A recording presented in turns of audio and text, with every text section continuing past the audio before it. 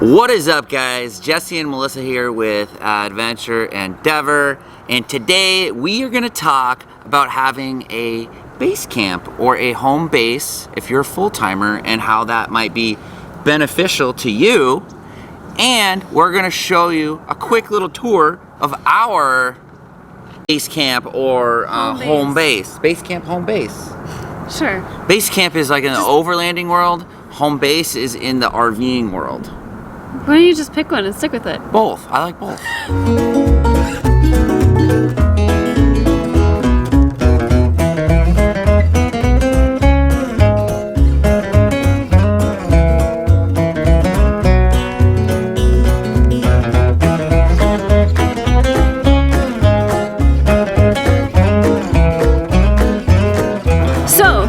These points that we're going to make about why it might be a good idea to have a home base are in no particular order.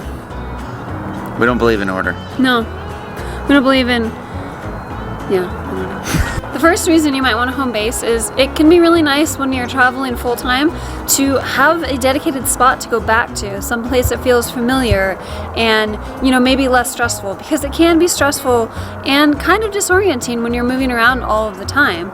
So when you come back to your home base, you can do things like schedule your doctor's appointments and your dentist appointments and all those regular checkups, and you know exactly what you're getting because you're going back to the same providers all the time. And you just have that sense of familiarity that you can always return to for a period of time, you know, a week, a month, however long you want. If you're part-time, if you're full-time, like, it's always a good idea to have that option of a place to come back to. Sometimes when you're on the road, you might start to feel lonely or just overwhelmed with all the decisions and the decision fatigue. So if you have a home base, you can go back, like, you know where your stores are, you know where you can get certain supplies that you're used to, and it gives you that familiarity, which is really nice.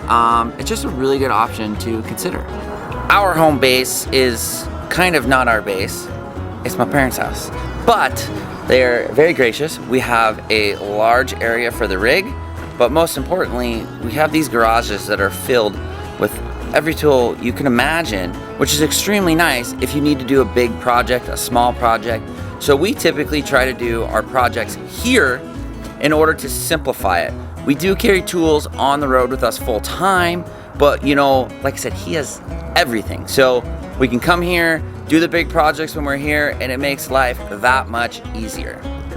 It's great to have a home base to come back to if you want to store some family keepsakes that you might not want to get rid of, like big old Bessie here or Mr. Oinker. So when we come back to our hometown, we stay here at Jesse's parents' house. You can see our rig is right behind me over there. But we actually kept our house instead of selling it. We don't store the rig there, we don't really ever go there, but we do store some family keepsakes, some old furniture we didn't want to get rid of. We have a separate room at the house with a separate lock and everything that we can access from the outside, just to store some of the crap that I didn't want to get rid of. But we actually need to go through our crap and get rid of our crap. We really do. It's like every single time we go back there and put more stuff in it, we're like, we should deal with this and like sell it all and have a garage sale again. And then we just get overwhelmed and we close the door and then we don't come back for like 4 months. Procrastination. So another thing to consider is if you own in a very desirable area, like a ski mountain or a resort town or something like that, you can always rent it out through Airbnb or other avenues and go ahead and make yourself some dough on the side. And then you can use it when you want, when it's convenient for you. Mm-hmm. And if you're thinking about doing that, just make sure to check your local laws to make sure that that type of rental is actually allowed. So if you own a property, a home base, you're probably gonna wanna consider having hookups on it. So water, power, 50 and amp. sewer. Oh, I said power already. Power. These are just really nice to have. We almost always boondock, so when we come to my dad's, we do have a dump station essentially. We don't have full hookup. We run off of our tanks and then we can dump. We can get a small power cord and we have water access. So that just makes life a little easier. You know, if you're here doing projects or doing this or doing that, it's a little bit more like stationary life. Exactly. And now, without further ado, you may be wondering what is behind me. Well, now we are going to give you a tour of our home base. Let's go.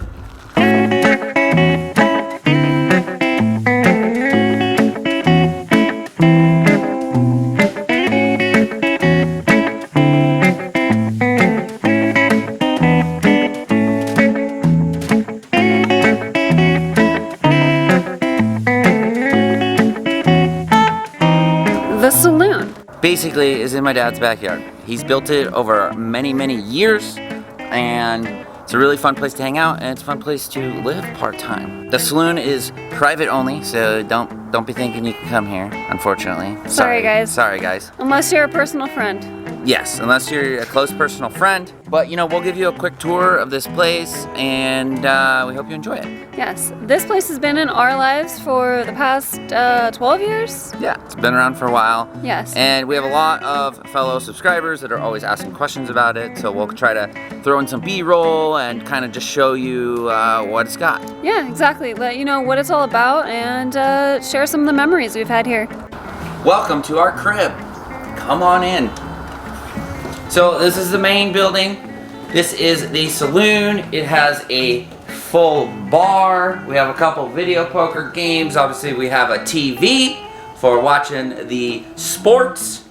And then as you come over here, we have a full-size shuffleboard. If you don't know what shuffleboard is, it's an extremely fun game where you slide these pucks and there's a scoring system and all of that. Obviously you have to have a card table so you can play poker, and a player piano. That's pretty important, and that's pretty Western. And over here is the barber shop. We've got some old style barbershop chairs and a bunch of artifacts from barbershop days all over the walls. And as you can see, there's also a plethora of classic pinball machines. We got the Flash, we got Star Trek, we got C-Ray, or whatever the heck that is. This is just one of 6 in this room. There's about 12 pinball machines here, if I'm counting right. They like pinball.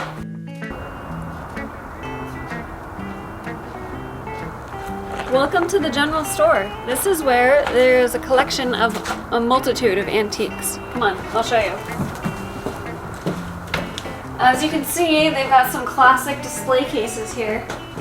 Antique collection is kind of a hobby of theirs, as is carpentry, which is why this place started to begin with. Jesse's dad always wanted a saloon in his backyard, and he started with 1 building, and now it's grown to 5.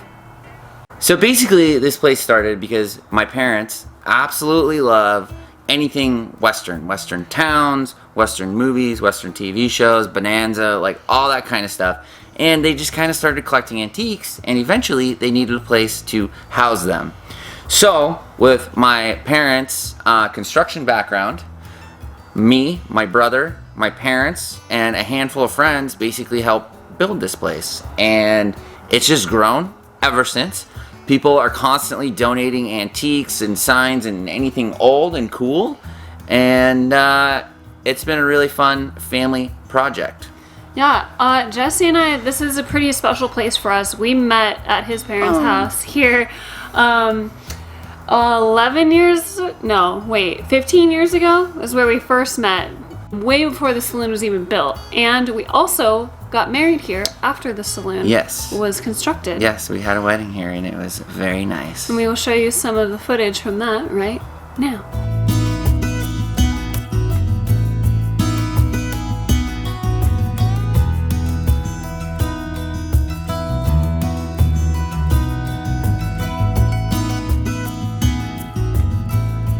As you can see, there is a magnitude of antiques, woodworking bench, all sorts of old classic antiques and tools. They do have one of those classic arcade shooting games, Wild West. A few more as well. Wait. Don't forget the Coca-Cola machine. Well, of course. I mean, you know, you gotta have Coca-Cola in your Western town. That's very age appropriate. Yeah, but it's a classic, so it's okay. And they also went ahead and added a restroom.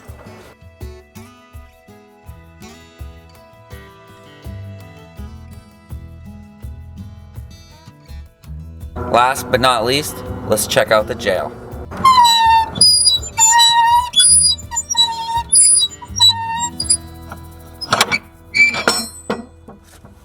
Okay, now we can go.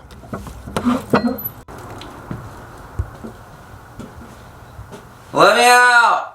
I didn't do it. Yeah, I swear. Yeah, you did. I didn't do it. Guilty. So this project is especially near and dear to my heart. I welded all these steel plates, all these steel bars to make this jail, and the whole family together basically built this whole place. Got a little loft up here if you're caught doing something illegal, or this is the drunk tank. If drunk you get tank. too rowdy at a party. Yep, you go ahead and sleep up there. It's comfy. I've slept up there before. And just the little sheriff's office here. Go ahead and sit in the sheriff's chair, babe. It's quite a unique place. Show them the secret passageway. Secret passageway. So if you're the sheriff and basically you need a drink, you know, you need your sarsaparilla, you just go. Ah, got it. Shaken, not stirred. And of course, the sheriff's got to have his own special little secret stash. So we went ahead and added that right there. Good to know. Shh, don't tell anyone. Alright guys, we hope you enjoyed this quick little video about why you might want to consider having an RV home base. It's obviously not necessary, but it can be very convenient at times. And we've had so many people asking us about this place. People have seen it in the background of a lot of our project videos, which we're doing over there by the garages. So I figured we'd give a little tour, and hopefully you guys enjoyed the tour. Yes. And found the video insightful. As always, guys, thank you so much for joining us on our adventure endeavor. We'll catch you on the next one.